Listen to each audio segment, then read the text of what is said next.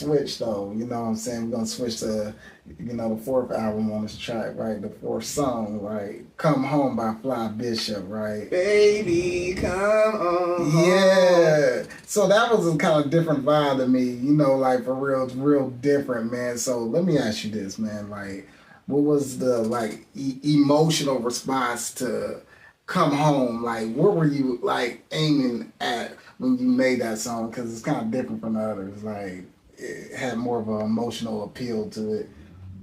What was that song like when? First of all, what was it like collabing with Fly Bishop? Because, you know, he's one of my clients and I worked with him for many years. And just to hear y'all two on a track together, it sounded beautiful, man. Like, it was a good song. The beat was nice and the flow was nice. The cadence of the flow, right? The tone of voice, it was just beautiful, man. Like, what did you get? What were y'all aiming for when y'all made it? Because it came out so crispy. Hell yeah. I appreciate that too, man. Shout out to Fly Bishop on that track. Like, how that song came up was literally on some real life shit. Like, literally those first 4 bars was like some real shit that literally happened while we was collabing and writing together. Damn, okay. Yeah, that was right. So much. Okay. When I had the home studio, that's when I used to have everybody come over and everything like that. And he came over and he had some beats, so we was listening to some of the beats. He had some dope ass beats. I still got them too. And he had some dope ass beats, and then I was like, let me play a couple of my beats real quick. Played him some of the beats, and you know, that's when, you know, when my lady fans were blowing up my phone, just OD, man, dude, like straight OD, just What are you doing? Where you at? Like, motherfucker, I'm doing some music right now, and he was freestyling and all that stuff, and then next thing you know, that beat was playing, and once I got off the phone, it was like, fuck, why you always nagging on me? Blowing up my phone like 9/11. You the only one I'm messing with inside of you, I'm inside of heaven. You know what I'm saying? I was saying some other crazy shit, so I kind of toned it down when I actually wrote it. That's why it came out like that. It had more wordplay and stuff, you know what I'm saying? No beef, unless we talk about beef on the bun. Gates! Just, you know, just some stuff like that. Right. Would you say that song represented some of your personality coming out of it? Like, definitely. And Fly was only like, as soon as he heard my verse, he just went ahead and did his thing on the hook right then and there and killed it. So.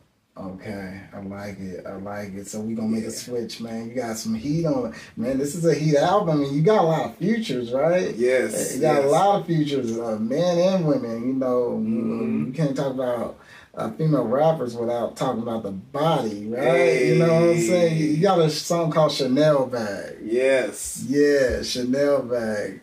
So, like, you know, that song to me, it represented luxury, right? It represented, like, confidence. Like, I mean, tell me, what does the listener, like, I'm listening to it, you know, I took away, like, hey, man, I feel good when I listen. I feel like a boss when I'm listening to it. To the average listener listening to it, playing it, what do you feel like they will take away from that song? And what was it like working with Body, man? Because I'm a big fan of hers. Hell yeah. Shout out Body, the artist, always doing her thing. I think she out in Texas, I think, right now, doing some shows out there, you know what I'm saying? She don't stay in one place, you know what I'm saying? I like that. True. Shout out Body. It was dope working with her because it's crazy how that came together, actually, because this is another song that was kind of on the show for a little while. Yeah. And what had happened was I was supposed to perform at one of her events, and it was like, I don't know, it was like a pool party, but it looked like it was in a mansion and shit like that. It looked like something Mike Tyson would have owned or something like that. That's tight. Honestly, my high ass, I got out there maybe a little bit after it started and stuff. When I got out there, the gate was closed and there was nobody at the gate. And I figured I got there too late, so I just let her know my bad, and I rolled out and stuff. She was like, "Oh, you could have just opened the gate." That was like, why the fuck didn't I think of that?